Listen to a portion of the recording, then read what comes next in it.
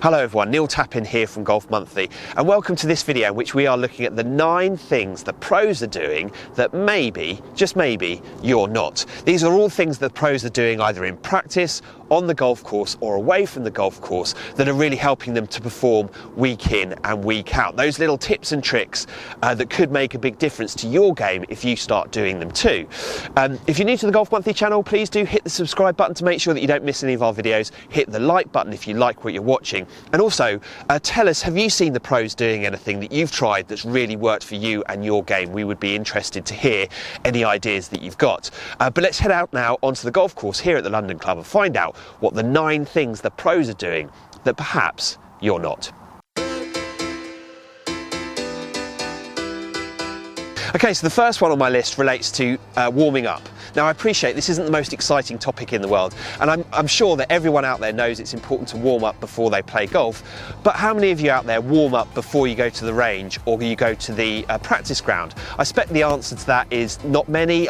You often, me included, will get to the driving range, do a few simple stretches like this, a little bit of that, and then start hitting shots, and that can cause you problems. It can cause you problems because the first few shots that you hit, you might fat, and that sets the tone for the practice session. What you'll find with the pros is that they will do their stretching before they get to the practice ground. They'll do it in the changing room or they'll do it in the physio truck, so that by the time they get to the driving range or the practice ground, they are ready to hit balls. They are ready to sort of strike the ball cleanly and build up pace from their most lofted club up through the bag.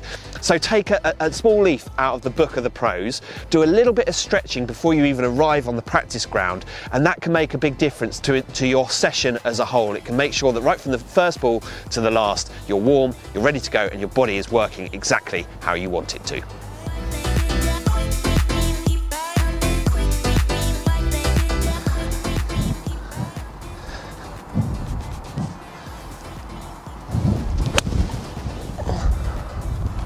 So the next one on my list relates to pitching, and something the pros don't tend to do.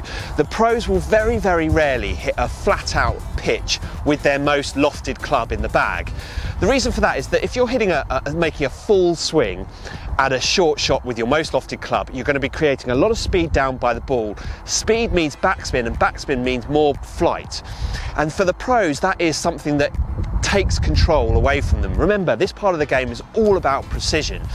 And in order to be as precise as possible, you need to be able to control the trajectory. Often when the pros talk about hitting a full pitch with their most lofted club in the bag, they're only ever really hitting the ball at sort of 80 or 90%. They're never really going at it flat out 100%.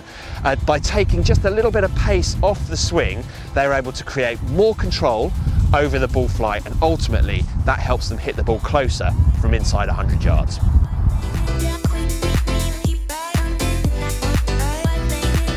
Okay, so one thing the pros do brilliantly well is whenever they're sort of building a strategy for a hole, they will have a very clear idea in their minds of where they absolutely cannot miss.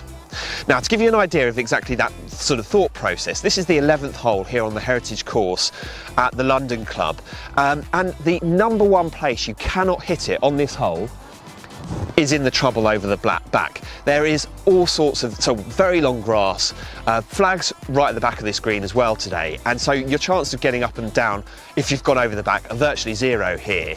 And despite the fact that it looks as if all the big trouble is at the front, you're far better off being slightly short than you are being slightly long, and that has a big impact on ultimately the strategy that you build, the club that you take, and how you play the hole. So this hole is 175 yards, and for me that's probably a soft 6-iron, but it's slightly downhill, it's slightly downwind. If I absolutely flush it and I hit a 6-iron, I might just hit this over the back, in which case I'm doing very well to make a double bogey. So I'm going to put the 6-iron down, I'm going to choose the 7-iron instead, with the specific aim that I can hit this as hard as I want, I won't go past that flag.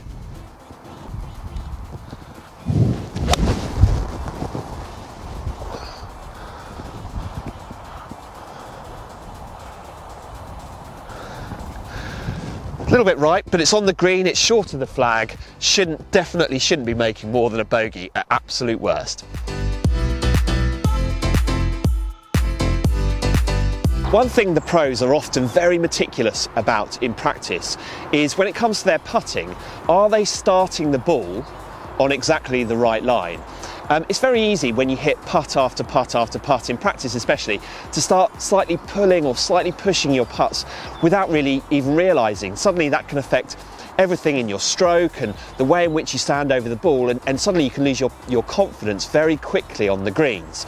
Now, there's a whole host of training aids out there that the pros use that help them just perfect that start line. Make sure they're starting, if it's a right lip putt, they are starting the ball on exactly the right line every single time. But you don't have to necessarily use a training aid. A simple gate drill like this, where the gate is just slightly wider than the ball, hit a whole host of putts. Just train yourself on getting the ball through that little gate. The more often you can do that, the better your start lines will be, and if your start lines are good, then you should hole a few more putts. Okay, so the next one on my list relates to understanding your game. Now, the pros will have a very, very clear idea about where their strengths and weaknesses in their game lies. They'll have a lot of detail as well. They'll know off the tee whether they're more likely to miss right or left. They'll have an idea about all the tendencies in all the different areas of the game. So that gives them a framework for what to work on in practice. But more importantly, when they're out on the golf course, it helps them to build a strategy. So if they know they're more likely to miss right off the tee than they are to miss left, and there's bunkers down the right hand side as there are on this hole, they'll know that perhaps a strategy, either a different golf club to lay up short of them or playing away from the trouble, might just get them sort of a better score. So the question is, how well do you really understand your game? And even if you do understand your game, are you putting the lessons you've learnt into play in practice and out on the golf course? Take those bits of advice with you. It could make a big difference to your game.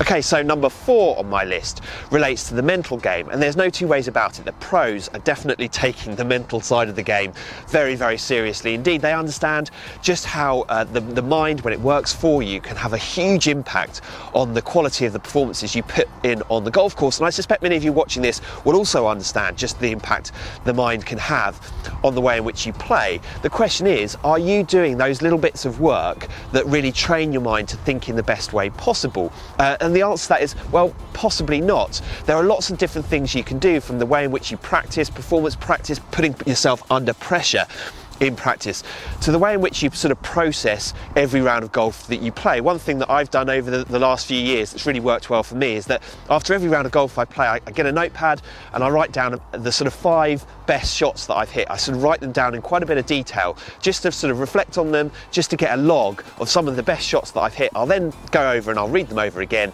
every now and again, just to remind myself of some of the shots that I've hit and the thought process that I had going into those shots. It has actually really made a big difference to my game. So the advice here is perhaps just taking that little bit of time to think about and work on the mental side of your golf game could make a big difference in the long run.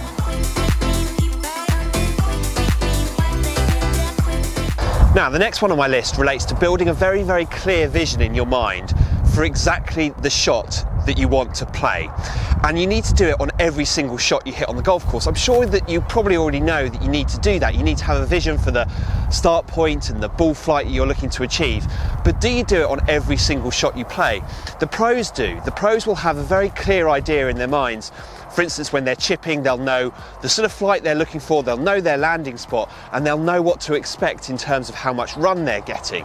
So you need to build that picture on every single shot you hit. Now, this is a par 5 here at the London Club, and this is a specific scenario in which it's really, really important because it's quite open. But unless you're focused, it can be very easy to hit a wayward shot.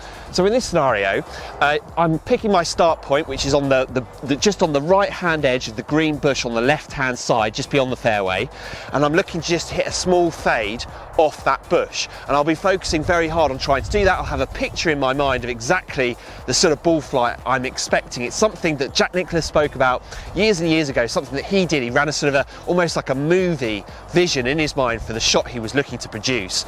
It has a big impact because it acts as a very positive sort of mental rehearsal before you hit the shot. Right, let's give it a go.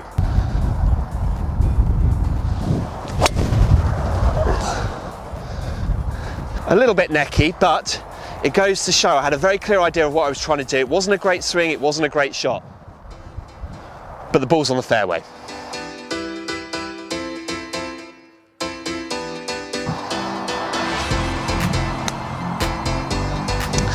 The next one on my list relates to practice, and practicing in particular with a very, very clear purpose in mind. How many times do you go to the range or do you go to the practice ground and just start hitting balls, and before you know it, you've hit 40 or 50 balls and you've not really had a very clear idea in mind of what you're looking to achieve? The pros are very, very good about being crystal clear about what they're looking to achieve.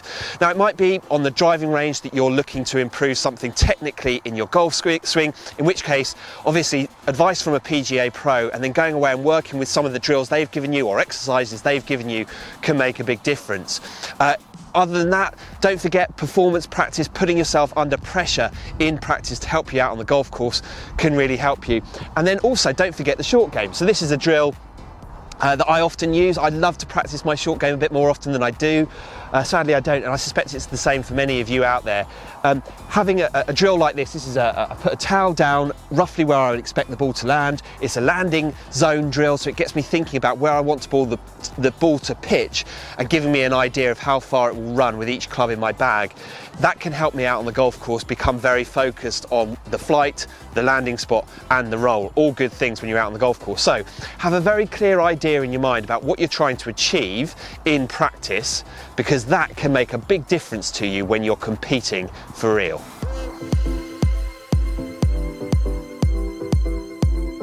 One thing that all pros do is they clean their clubs after every single shot. Now obviously they have a caddy to help them with that, so usually the caddy's job, but you'll find that not only with their wedges, but every club in the bag really, the face of every club will be cleaned before they hit the ball. Doesn't matter whether you're talking about your irons, your wedges or your putter.